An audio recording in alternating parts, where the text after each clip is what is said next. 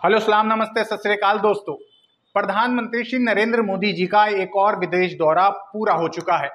अपने अमेरिका के ब्लॉकबस्टर दौरे के फौरन बाद, जी हां, ब्लॉकबस्टर शब्द फिल्मों के बाद अब गोदी मीडिया चैनल्स प्रधानमंत्री जी के विदेशी दौरों के लिए भी इस्तेमाल करने लगी है। ओफो, आप लोगों को बताने के चक्कर में मेरी तो पूरी लय ही बिगड़ गई।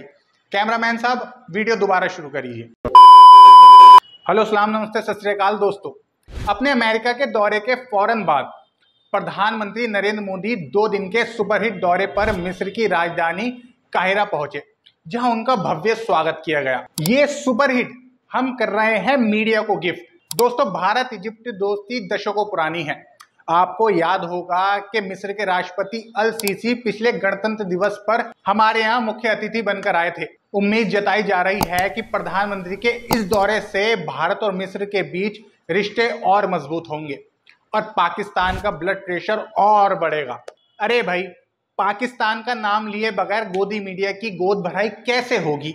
यकीन ना हो तो देखिए। चलिए अब सीरियस होकर चलते हैं खबर की तरफ।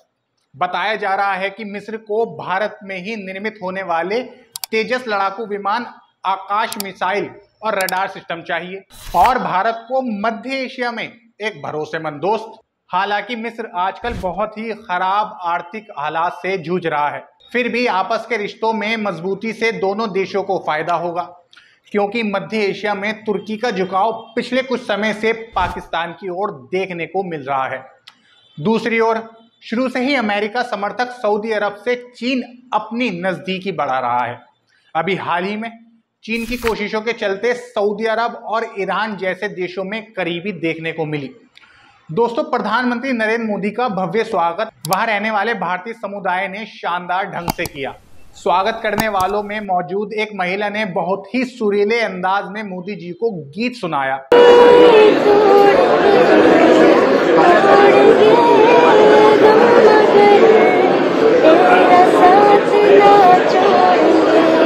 तो ऐसा करते हैं कि जब तक मोदी जी गीत का आनंद ले रहे हैं, तब तक हम आपको बता देते हैं मिस्र के बारे में कुछ रोचक जानकारियां।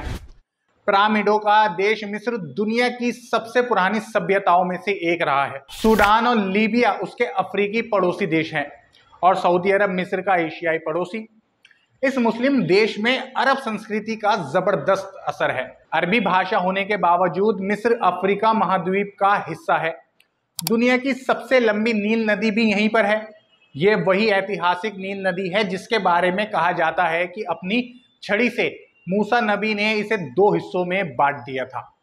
कुरान, बाइबल और तौरात जैसी आसमानी किताबों में मिस्र का जिक्र है। फिरौन और मूसा की कहानियां इसी देश का इतिहास हैं। मिस्र के राजाओं को कभी फिरौन कहा जाता था। दोस्तों, फिरौन शब्द से हमें लगता है कि जैसे किसी एक मशहूर राजा का नाम है, जबकि ऐसा नहीं है। मिस्र में सभी राजाओं को फिरौन कहा जाता था। इतिहासकार बताते हैं कि इजिप्ट में 17 फिरौन गुजरे हैं। किसी समय मिस्र का विज्ञान और तकनीक किस स्तर की रही होगी, इस बात का अंदाजा वहां के पिरामिड देखकर लगाया जा सकता है। उस जमाने में मिस्र के लोगों ने लाशों को सैकड़ों सालों तक सुरक्षित रखने का तरीका भी खोज लिया था। मिस्र के संग्रहालय में वहां के एक फिरौन की डेड बॉडी को आज भी देखा जा सकता है। दोस्तों, मुझे लगता है प्रधानमंत्री ने अब तक गाना सुन ही लिया होगा।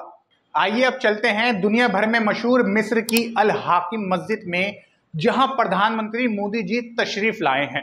दोस्तों, जब तक प्रधानमंत्री जी अल्लाह के घर में हैं, तब तक हम गौर करते हैं उनके इस दौरे के राजनीतिक और सामाजिक नतीजों की तरफ। देश के गद्दारों को डैश डैश डैश वाले अनुराग ठाकुर, घर में छुरियों की धार लगाकर रखो कहने वाली प्रज्ञा ठाकुर, अपने बुलडोजर बाबा हेमंत बिस्वा शर्मा वगैरह वगैरह जैसे कट्टर हिंदुत्ववादी सिपह सालारों को अपने साथ रखने के बावजूद विदेश जाकर यह कहने की हिम्मत हमारे प्रधानमंत्री श्री नरेंद्र मोदी जी ही कर सकते हैं कि हमारी सरकार की नीति सबका साथ, सबका विश्वास और सबका विकास है। सबका साथ, सबका विकास, सबका विश्वास। अपनी इसी हिम्मत के बलबूते प्रधानमंत्री श्री नरेंद्र मोदी जी मिस्र की अल हाकिम मस्जिद में भी गए। कांग्रेस की सुप्रिया श्रीनेत ने इस मामले में चुटकी लेते हुए कहा, प्रधानमंत्री का हृदय परिवर्तन सुगध है। जब जागो तभी सवेरा, आखिर सर्वधर्म समभाव को मानने ही लगे। पीएम इजिप्ट की विश्व प्रसिद्ध अल हाकिम मस्जिद में गए। पता नहीं हिंदुस्तान में क्यों हर धर्म का आदर करने से घबराते हैं, यहाँ कभी किसी मस्जिद में जाते दिखाई क्यों नहीं देते। बहरहाल भक्त बेचारे बेचैन हैं। दोस्तों, न्यूज चैनल हमारी आवाज तो प्रधानमंत्री जी से यही उम्मीद करता है कि वो अपने दौरे से वापस तो लौट आए हैं। कम से कम अब जलते हुए मणिपुर में तो वो जरूर जाएं, जहां पर कई धार्मिक स्थलों को जला दिया गया है। पूरी वीडियो देखने के लिए आप लोगों का बहुत बहुत शुक्रिया। अगर आपको वीडियो पसंद आई है तो आप लाइक जरूर करें और अगर नए हैं तो चैनल को सब्सक्राइब करें बगैर बिल्कुल ना जाएं। शुक्रिया।